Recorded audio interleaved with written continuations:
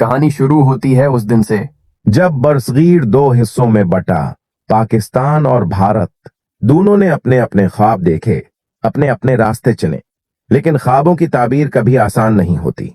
पाकिस्तान ने कदम रखा एक ईमान, एक नजरिए और कुर्बानियों की बुनियाद पर। दूसरी तरफ भारत, एक ऐसा मुल्क जो इब्तदा से ही ताकत के नशे में डूबा हुआ था। वक्त गुजरता गया और हर दहाई में भारत ने हथियारों के अंबार लगाने शुरू कर दिए। जहाज, मिसाइल, टैंक और अब जदीद तरीन स्टीलेट फाइटर प्रोग्राम। सिर्फ एक साल में भारत ने 15 अरब डॉलर का दिफाई सामान खरीदा, जबकि पाकिस्तान का पूरा दिफाई बजट 8 अरब डॉलर से भी कम है।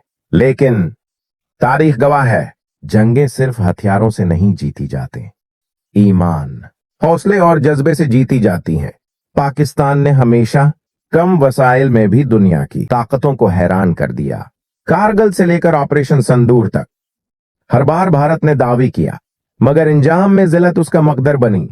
आज भारत फिर तैयारियों में मसरूफ है, मुश्कें, दिफाई मुआहिदे और आलमी ताकतों की चापलूसी।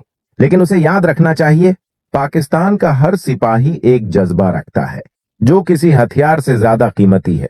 दुनिया जान चुकी है, पाकिस्तान के पास अगर कम भी है तो ईमान ज्यादा है, और यही ईमान दुश्मन के हर मंसूबे पर भारी है।